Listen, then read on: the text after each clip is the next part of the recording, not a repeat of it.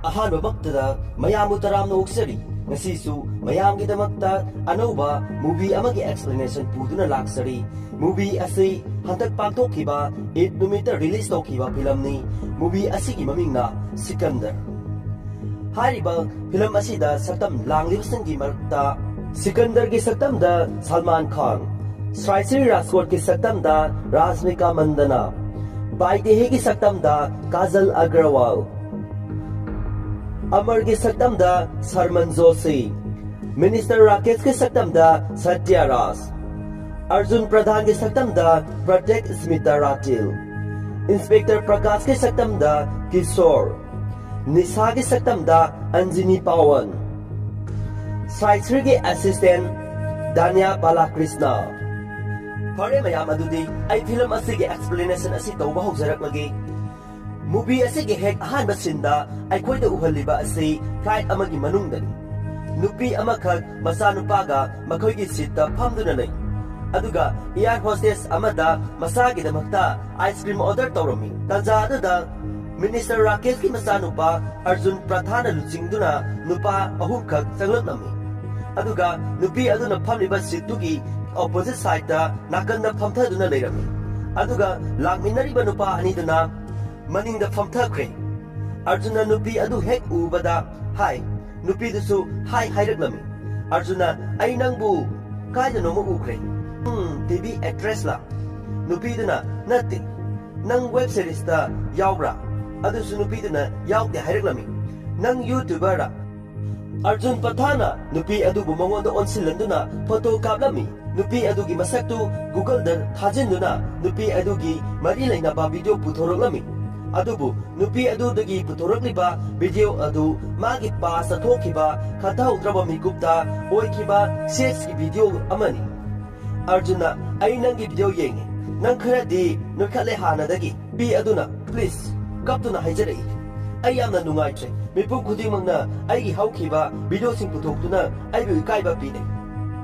mado ai hojikti amata ningsing tre kaukre ai hojikti family leire Iza leire ado aigi nupadasu aigi haukrabwari se loina khangi Arjuna yamna usitana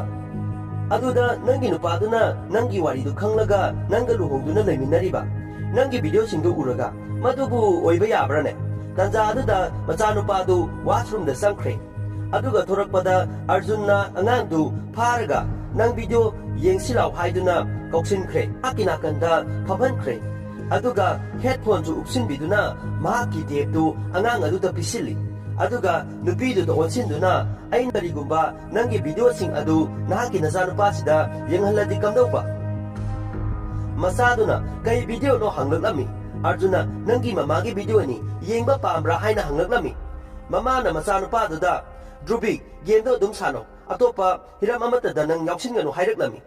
Arjuna okay gendo sanaro makha satharo hairami aduga Arjun nupi adugi manakta sangsilaktuna phamthai aduga nupi duga sex tawrage haibagi maongda phina kupsili nupi adu pakhatna koyeng yengi adubu mipum khudimak tumdana loina leirami maningdagi nupa ani dusu tumlamni Arjunna bakoi ani di aigi mini aina masi tawba loidri phawba mamit panglak loi hairaklami achunna nupi adugi masada soknaba mabu molest tawnaba makhut lama hauruklami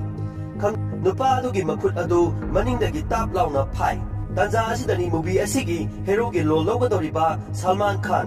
mayamgi Sikandar gi masak uhalakliba asi asumna Sikandar na Arjun gu phuba hauruklami asumna makoi ahum adu Sikandar ga muknaba gi tanja aduda air hostess ama laklami mana Sikandar bu masak khanglami aduna mana lauthoroklami flight asida yak tuna kudong tiba lakpa yai aduna isa gi seatbelt sing adu phajan bi haina lauthoroklami somdana kana phunaraklami asuna Sikandar na Arjun amadi magi khongloi supunna phurami Sikandar na tanja aduda Arjun gi manakta sangsilaktuna lepi tanja aduda air hostess nupi aduna ising pusalaktuna Arjun da pi Sikandar na ising du pithai aduga samje na masamsu fazana hatpirami aduga hairai magi haukrabawari masina magi present tu yeng angang sida makhuthi angang sina magi future aduna tawgano hairam laga magi sita famkhre asumna film asigi steering tharak lami mathangi sinda Mumbai dani praja mayam ama minister pradhan gi damakta kholau kayamarum laurami asan pradhan adu magi dining room da laklami machanu pidu college gi damakta thokre minister na magi assistant prasanta hanglami Arjun se Rajkot da sakhi chumiko magi pau kai lai kai tai prasana loina foreser ma mafam du da yam thuna tek ta kai da ne yaukhre minister saunam magi play tu na nupa du gi makok ta thomlam aduga ai gi isa do flight manung da mi na fure ne aduga ai gi atopa plate ama pira u haina nupi du na mana du maina tawri do mana kari gum khara tawram bagi oiram ba yai hairak lami mantri na tumina layo thokro magi assistant du da ai gi isa da fure I haidana ai koi karinta tawroisi aduga Haryana ki encounter specialist Prakasu Rajkot da tharoisi Mawada su haigano nupado thiraga hato o haina ko asumaina amta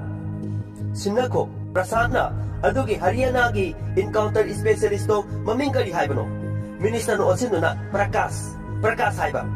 aduga somda Rajkot police station dana inspector Prakash adu gari tongduna thaujilalami aduga room da changlaknaga Rajkot Pawba Baiba Ayuki flight seat number 3F the Pampa passenger Sanjay Rajkot Haise Magi file Aingon Sino Sanjay Rajkot Haibadi Sikandar gi file ama Prakash na yenglami Mayam da Saman Nadanaba Wari Asida Sikandar Hariba Misek Asigi Maming Ahumni Sanjay Rajkot Sikandar Amadi Raja Babu Haibasini Asumna police officer Prakash na Magi file adu yenglami aduga sahi manga asida case nifuma pan pending lay adugo affair amata pande kaigino nupa aduna sir mado yamna luba thabak nida Prakash na kitang bolurati handle toba ngamdrene ko nakoi taruk aiga chasilaw asumna inspector Prakash adu Sanjay Rajkot ki konungda laklami Prakash na mase konung sida thabak tawboire aduna ni Magi napal adu uthoklibedo Constable aduna sir sauraba konungse magini mana Rajkot ki ningthau singi oina mana aroiba ningthau Sanjay Rajkot asumna kakhalakami photo mayamdu yengna karakli independence panglaba sahi humjate suraklaba phawba moina ningthau nena hojik phawba khalibako asumna roomda sanglaklam aduga pham ja asida Sanjay Rajkot ki nupi movie asigi heroine gi saklo logodoriba Rashmika Mandana haibadi Sri Sri atopa maming amana Rani Saiba gi maming loriba nupi asi sanglaklam Sri Sri na aikoi gi police station dagi som lakani haibagi pau phangjare phambiu inspector na nangi nupa Sanjay Rajkot kokthoro o hairaklam Sri Sri na madi nangna magu phaba station dagi hek Thokre Khangbadagi police station da nanga unaba adumak satkrabani hairaklam inspector ngakna kai haiba aiba unaba satkra haiba Rani na hoi hadaki matang simadi action kita lokal piu ma se mi bu phururaga natraga phuramlaga yumda hekta halai inspector na okay ai police station da satlage aduga mabu unarurage hairaklam Sri haugatuna sir aikoi gi car do ina chatpiro Noigi zip to save oil inspector na what police ki zip pu save oil driver asum na hairam laga satkre asum thorak pada akoi madu mina pungthan thalami aduga police ki zip adusu pungtek tek tuna lerami masina takpadi Sanjay Rajkot ki mi se asuki matik amna laikre aduga praja singna khwaidagi yaba mi haibasing inspector na karino tawrise constable aduna sir maikoi se jaga sigi miyoi ngaptani Makoina nahanwaigi phajaba chanabi makoigi mari ado hojiksu leidi tatri inspector na aikoi hojik kamdangna police station tamna satkadoribo asumna konungdagi car ama thodorotuna policing adu satkre adu police station phawba mina krik na duna Sanjay Rajkot ki mi leirami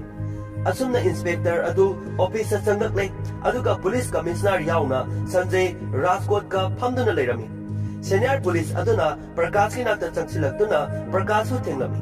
Nangna Sanjay Rajput ki konungda chatrikanda senior officer da hana tanaram bayar. Victor aduna aidi mafam aduda Home Minister ki order ki matung ina chatkibani. Masida asigumba rule chatnai haibadi aidi hojiksu khangde. Gumba rule ase mafam sida kamdongna chanaribano haina asuki matik yamna saurami. Sanjay na magi assistant Amar Kauksinduna Mapanda langduna layriba miyamdo control tawnaba hairami. Asumna Amar trokre aduga Amarna makuna sign tawbadada langna mamayam adu lepre. Senior officer aduna Prakash political gi handle amatagi order satkano ahanbada situation ado hana khango aduga tangai phadaba stepsing darkar oibasing lokhasi adubu tawbani asengba police officer aduga Sanjay gi namta changsilaktuna search chatpiro hairuglami. Masigi miyamse search chatragadi amata halu yararoi asumna khutthoknaduna Sanjay thokre aduga Prakash ki mamangda lep. Prakash na masigi case masida loikhiroi masigi oirakadaba result nang khantadraba nangna adumba power laikhraba minister gi masado nakut thangaluribado. Sanjay na adumba wakhalda asoibadi ngakpigadabani asumna hairamlaga chatkre. Praja mayamdu greeting tawduna lehawi. Sanda Sai na call tawragami. Prakash na phone du paikhali. Sai na aina khanbada nangna mabu para amadi soidana tambiramlagani khale. Inspector Prakash na nangido aingonda karemnaribra.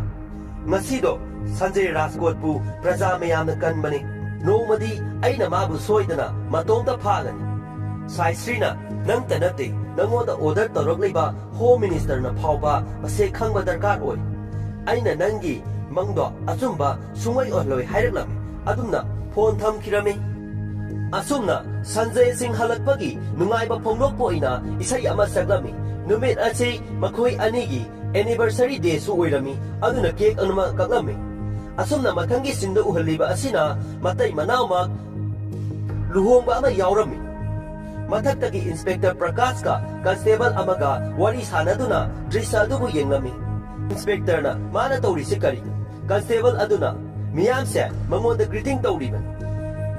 Mana yum leijadaba singi lainaba 3,000 acre pi. Aduga jaga jaga gi mana solar panel sing su thami. Hospital sing sai. Aduna ne mitpung khuding na Raja Sahib ki siba ki drise. Adudi mase hero ni ne. Constable aduna mase hero nate mase ningthauni. Raja Sahib ki manakta yokshin ge hairabadi miyam se hana lanba darkar oi. Somda asa athak tawri aduga Sai Sri miyam gi sanaba yelami. Tanzaduda magi assistant na call ama lagli haiduna piraglami. Madugi call adu Prakash ka laiminariba constable aduna tawrakpani. Constable aduna Rani Saheba ningthaugi punsi danger oiragani. Mana mafamdudagi hanbaga somda attack tawnaba sem saduna loiri. Mangonda amta pawasi khangalu hairuglami. Asumna luhongphamdagi thorakle aduga Sanjayna magi khongloi chingda hairuglami. Nakhoi loina luhongphamda enjoy tawhoro aduga aiga aigi nupiga chalamlage hairuglami. Rani Sahebana Sanjay makhoi su loina pukhise hairuglami. Sanjayna makhoi mafamsida enjoy tahorasano nangbu aibu thajajribrane. Rani na adumba karisu leite hairuglami. Asumna salasi hairaga gari da kakatuna makhoi satkre. Asumna sum thorakpada Rani na message sama thakre. Danger be ready haina. Sanjay na kaidawrage haina hanglaglami. Rani na karisu tawde hairuglami. Rani na topic sense tawduna. Ngai kone nangonda miyamna tongan ba ming kaurise karigino. Khara amana Raja Sahib, khara amana Sanjay, khara amana Sikandar. Nangbo confuse satribro ming mayam sibo. Raja Sahib na yam confuse oi khasanida. Aigi abokto history gi scholar ni. Aduga mase Sikandar eka Alexander gi big fan. Aduna aigi ming se Sikandar kaurise. Aduga aigi ipu se Nargis Ahmad Sunil Datta gi big fan. Aduna ni makhoi se Mother India gi damag thawai thakidana. Aduna Sanjay kaurise. Aigi babagi mamanaba amana aikoi da thabak suba hi lai. Tarpan uncle kawi. Mase wangang mayam he. Khonjel ing tapi mina taning ba khonjel oi. Aduna mase mayamna Bobda uncle kawi. Tanja aduda Rani Saheba message kana iri. Raja Sahib khangandana Aingonda, Raja Beta, Adamana Togono Hekta Hai, Raja Beta, Pamunda, Tumuro, Raja Beta, Sangom Tao, Asum Aigi Ming say, Raja Sahib Kokiban. Adudagi Aigi Pana, Shikrabatunda, Miam Aigi Ming say, Raja Sahib Kori, Tumna, Sum Torapada, Rani Saiba Adu, Tumna di Tumlo, Yum Joraga Haudur Lage Haiduna, Tumhan Creek. Torakpana, Tren Laklam Dagi, Labrik Rose over Adu, Tinglami. Raja Sahib Gari Kami, Tanzatu da Guda Mayamgi Gari Bayam Ama, Etek Tona but Tauting Lami. Asuna, Raja Sahib Sumadu Kangladuna, Gumtaratuna, Puna Bahorami. Asuna Trensa Chiba, Loirak Pada, Raja Sahib Puba, Loiraba Tunda, Nomena M Tamduna Lerami. Adubu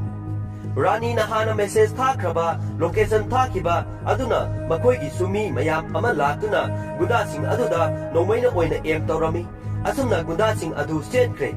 Masina Takle Madudi, Raja Sahib Asigi, me Asuki Matik Amna Lay, Zaga, Magi me Luna Lay Hibasini, Asuna Gari Toduna, Makoi and Sat Crate.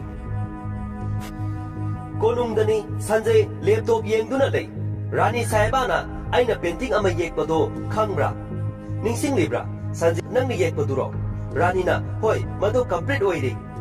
Purake Hirami, Asumna Rani do, painting Loba Satkirami. Asumna Ranina, painting Puduna Lapamatam Dadi, Raja Sahib Adu, Mimiam Amagawari Sanaduna Lerami.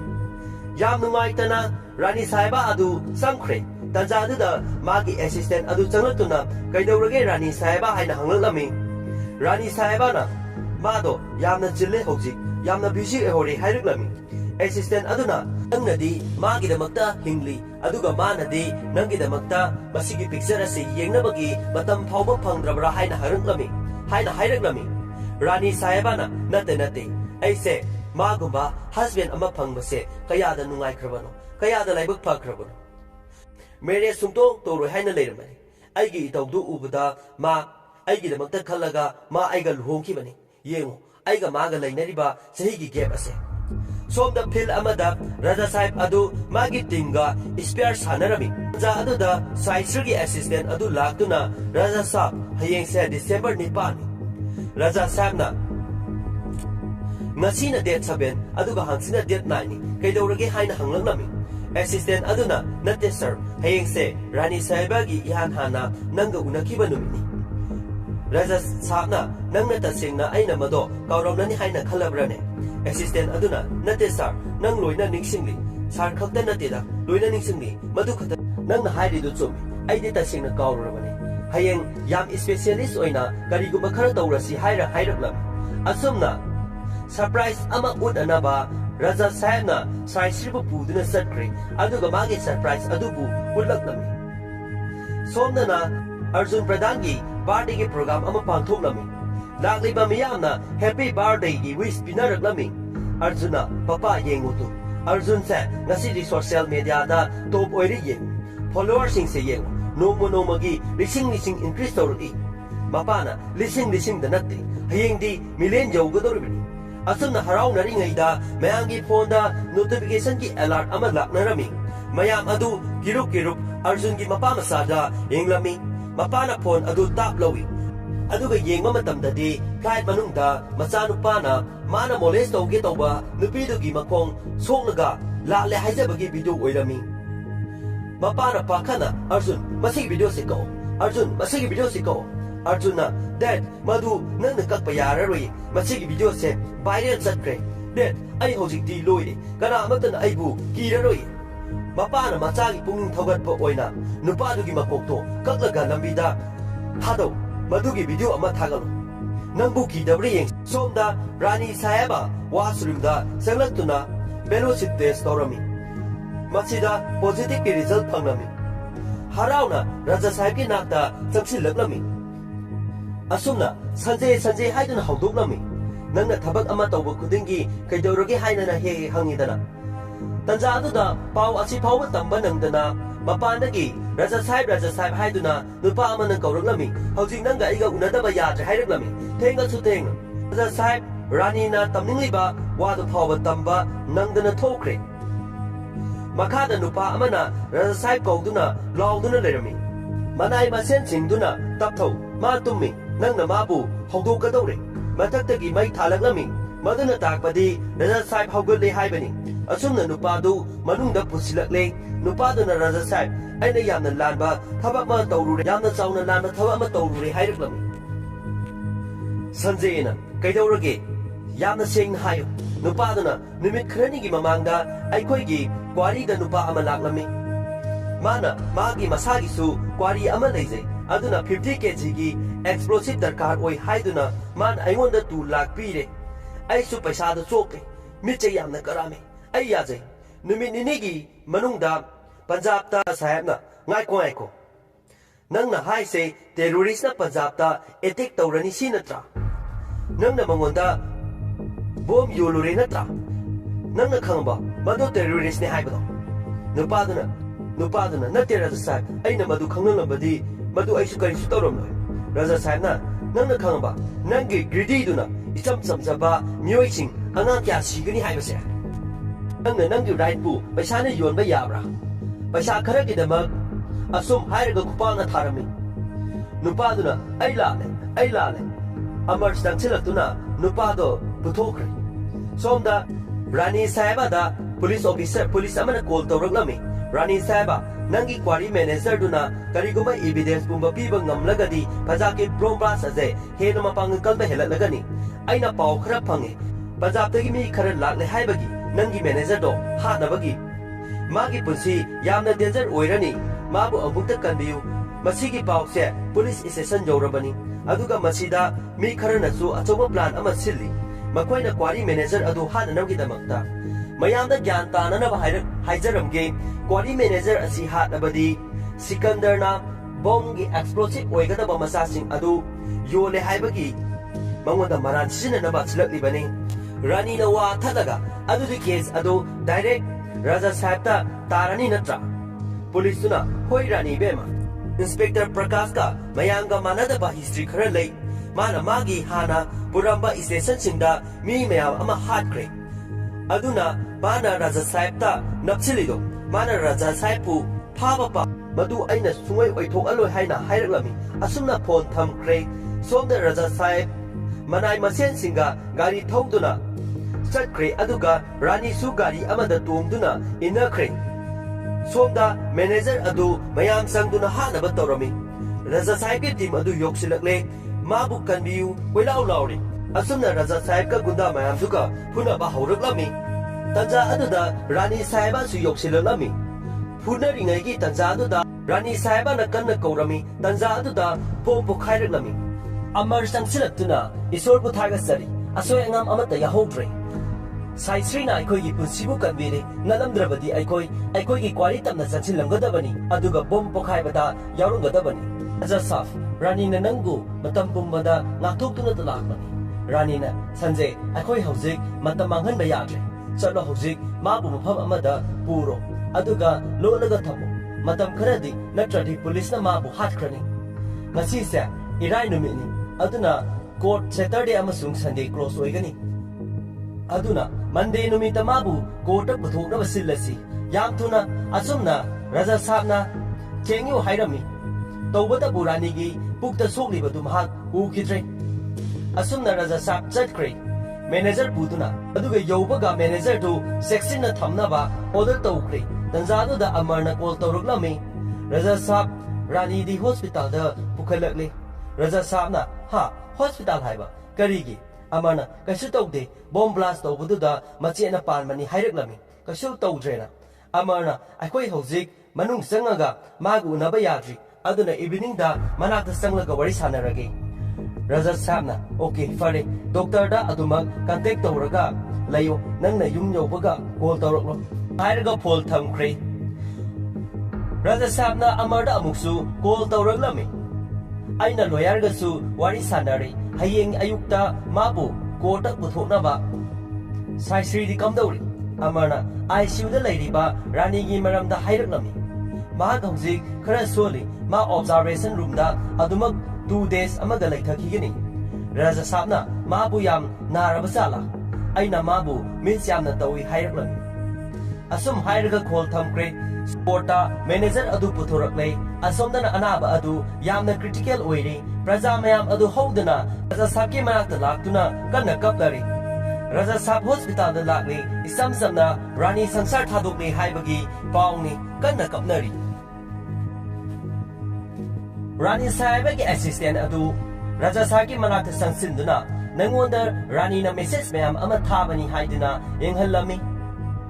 Assume जिंगथदुना येंगबदा बेलोसिट की photo यावरमी असुकी मतिक थमोय कायबदु हाइबदु ओइरे तंजा अदुदा doctor अमा चंगलतुना राजा साहब रानी साहिबा से organ donor की दमक register तौरमी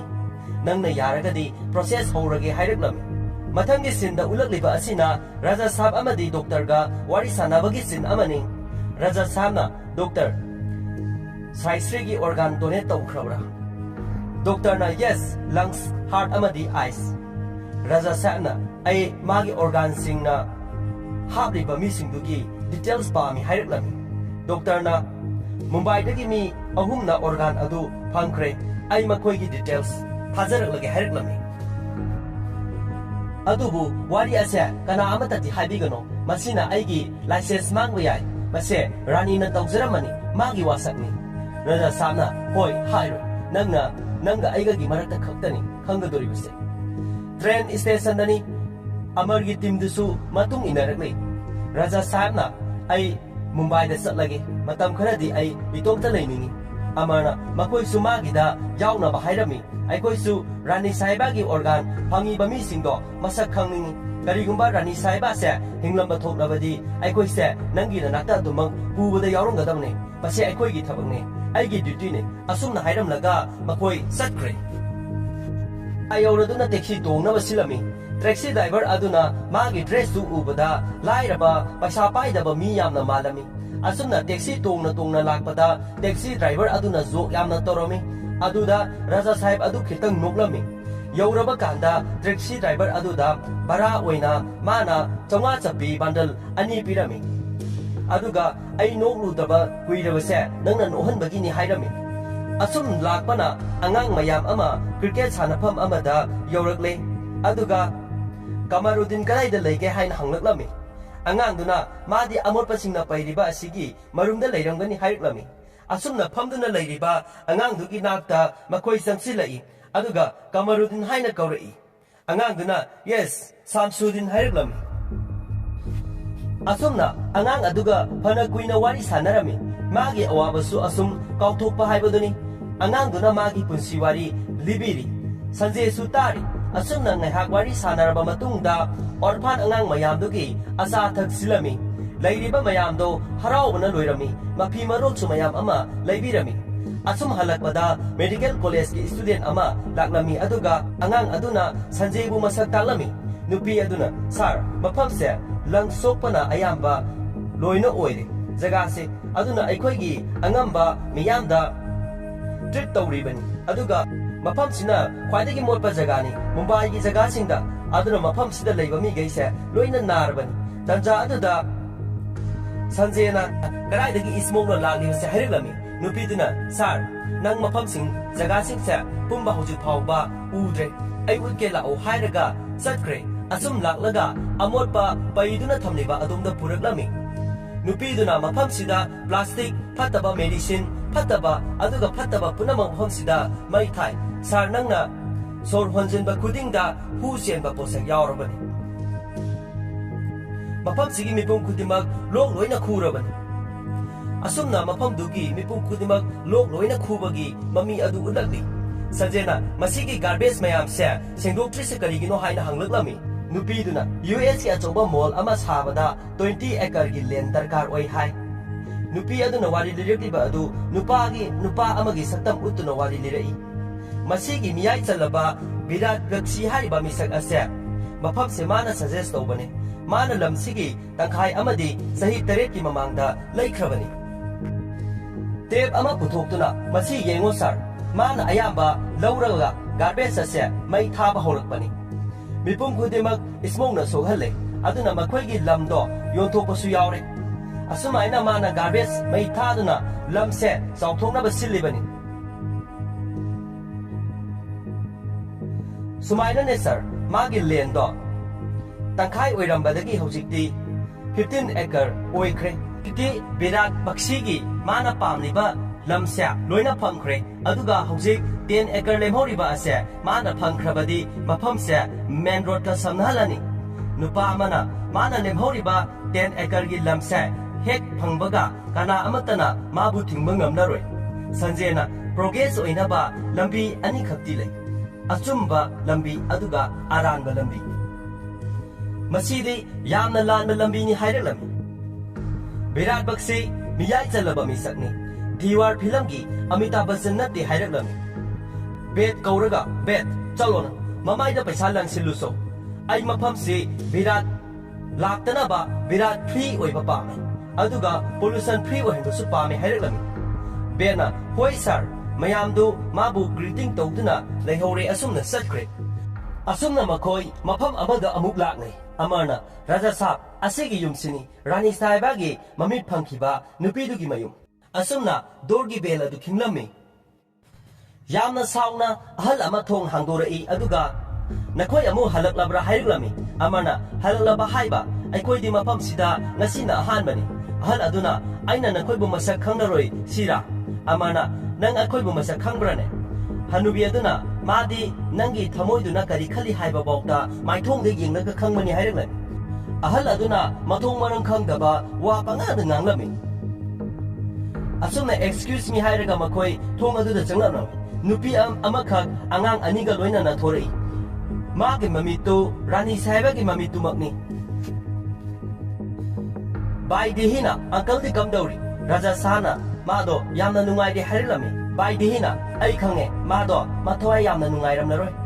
akoi numitu da surgery torumdrabadi masigi mitse atopa amana soidana lorongani maduna sanalupa sabul aduga mit anisiga yengnabada sanalupa sing ado karisu oiramjre nupaduna masidi family gi emergency ni aduna family na section thorang lokjabani aduna aigi pagi yumsida kana amatagi paisa lotolusin tawbe yaroi amana ado nangi napagi yumsida coffee cup amamamdi thakpa yani dana asumna baidina coffee semba samkhre asumna leiriba angang singduda chocolate yelami baidina coffee puthokdana thorakle raja sahibna nupi amagi property di nupi dugi manakta thumok leigadawani hairaga khuji amadi sanalupa sing puthokduna mangonda pirami mamana rangda onsinduna ranga baidihida mangal sutra sibibada mateng pango hairami asumna hoi hairaga mangal sutra adu baide da sibirami raja sahibna mangal sutra gi yum mayam ama leiramba yai adu bukana amatana mabu sibide nangdi naraiba yamna pai asum hairamnaga satkre mathangda agniski health center da lakle mapa masa konaduna kaplami raja sahibna nupa amada asida kapli se karigino haina hanglami nupa aduna yam kuirabaki tungda makhoi gi masa nupi gi heart transplant tawri adubu haujiksu magi heartbeat se stable oitri hairagam amar da kauduna amar nakoi sida leiramu asum hairamnaga raja sahib adu sadhuge visual setuna Hare Rama Hare Krishna haiduna solaga kaptuna leiriba mapa masagi manakta sangsilai aduga angang aduda lairik ama pirami punamak aphaba oirasunu hairami asumna nupi anaba adugi nakta sanglakle aduga punamak yai pharasunu hairami tanja aduda call tawrami paikhalakpaga I am sorry about your wife hairaklami raja sahibna it's okay aido yam thuba thaba ama leiduna cardiologist ki sip zone ka wari sanhan ba yaga hairaklami asumna doctor mayam ama Dr. Zondo video call da wari sanawi haibadagi maramda ngangnaraga lakli asumna Dr. Zona video call da talaktuna nupi adugi heart transplant da leiramba problem adu punna solve torami asumna Dr. Singh adu harauna satkre mapaga masaga su sangkre asumna makhoi hospital dagi thorakle amarna sai sri lekhidrasu mana tawrise angakpani raja sahibna mahakse mafam sida sum leirabane haujiksu aikoi haujikti raskota halasi hairaklami asomdana political gi oiba meeting ama tawrami minister Rakesh wa nganglami opposition na ay amadi ay gi isada kamay na manghan ge haibado noida hairabadi noisu sakpada loigani akoi khadaba pamdaba natro aduna ne masigi maramda aina tumina lairise nupa ama lai ay gi isada hui dongna purapa flight tanja aduda raja saibi team adusu lambi duda gari tharolami aduga gunda mayam amana minister gi meeting da karan taba gari sing inthurami madu sing adu gi drisya adusu makoi surami asumna lambi dusu traffic jam yamna oire police amana set adu arjun sabda biramu hairami sanjay hek ubaga asumna arjun da birami police aduna nangbu phukiba sanjay raskot masida taxi da lagle hairami arjunna what impossible masu aikoi gi party gi rally da yaurlibra mado madu kana gumba ama oiramba yaida hairami minister di adumak wangangi tanja aduda call tawrala ai hojik minister ga wari sanaba pame prakash ki call ni yamna urgent hairami arjunna papa di stage yamna chili wangangi aingoda dum hairami prakash na aikoi na magi phone do track tawbani adubu magi location do nakoi ga yamna nana leire machina takpadi mahakto nakoi gi rally du gi mayai da leire haibani miyam marakta yaubra amta yengo hairami mana mumbai sida lakni bise karigino mabu irai laina phabi yarani hairam laga phone adu thamkre aduga set ngasai gi police constable aduda car do thiyu mabu thiyu hairami police adusu sar ma hojiksu taxi da adumak yauri hairami adudi nakanda press ki mi leibra lei sar hairami adudi car khudingi camera adu zoom tawduna tv screen da kapthurok lo hairami asumna camera singdo car lomda loin onchili aduga projector tawduna sanjay gi hojik car manung da leiriba drisa adu ulaklami minister wangang ba saplepi asumna yengduna lei minister na madu uraga wangang nanga masanu pada se machet ama birami madu puduna sakre aduga car khudingi mabu thiba horaklami car manungdani amarga phamni banupaduna raja sai maikoi se yamna naksilakle hairakami sanjena makoi se laklasunu makoi ga dil ama tongnora se hairakami amarna nate sir akoi phaloi dabani aikoi se moina phakradi aikoi na mafam sida lakpai maram se makoi na khangkhrani aduna hingori ba makoi ahumda riksam na lei asumna taxi do thauro haiduna ingit pirami tanja da arjun amasung mahaki team adusu taxi do urami aduga tanarakle tanja da jam thopaki matam su loisim giduna taxi du kana thoduna chatkre arjun amade magi team su tanarakle taxi gi driver du maningi nupa duna thangatuna driver gi sta sanjay na phamkre aduga thoba hokre maningdagi arjunna ligligi bom langsilaklami asumna langlangduna lakpana car manungda ligligi bom adu masagi car oina tasinkhre aduga arjunna tongliba car adu pokhaikre asumna arjun sibigi paw adu minister da tamle so rajkot ki palace ta prakash laklaga maharashtra gi home minister gi masarupa hojik hatkre car accident ta raja sabna magi team tanjadu da mafam du da lei minister su meeting mafam du da gi hawatuna sakre somda sanjay taxi khamduna kumlakle rani gi assistant duna sir raja sabti adugi damakta mafam du da sakhiba nate aduga adugumba intention mangoda amata laikide makoi di mi khara unaba sakhibani rani saiba gi organ sing phangkiba mi singdu unaba sakhibani prakashna adudi rani saiba gi organ mumbai da lai natra somda na sanjay na nupa amada nang sida lehoro aduga sai sri gi lawyer gi maruptuga thengnaro aduga sai sri gi organ phangiba makoi ahumdo NOTTO system dagi lokthoklo adu oirabadi makoi ahumdo phanglaroidana asumna sakre somdana police singsu makoina mumbai da sakhibagi wari khanglabada palace dagi hankre amar train manungda sir miss call mari lei sanjena call tawro aduga kaidorage hanglo hairakami nupaduna amar kamar gi masase aphaba oidra hairakami sanjena mabu hospital da puro hairakami nupaduna yes raja sahab ambulance ko khre hairakami ado treatment loiraga kamdauba sanjena ma to treatment loibaga man hana leiba pollution mafamdo aduda thamkro. Okay, don't worry. Aina check tawragi hairaga phone thamnakre. Nupa amada su call laklami. By the do mayumdagi thadukuna kapaga satkre. Mado surgery tawba numit ini khaktangai bani. Kapi sinadi mado mamito yamna nungai trabasala. Nupa amana rasai atopa isu amasu leini. Heart patient nisagi su hojik afaba oiji. Wari sing adu tabada saje nungai tana ai Mumbai da amuk hallage hairakami. Amana adu nangse raskul kining thau amani.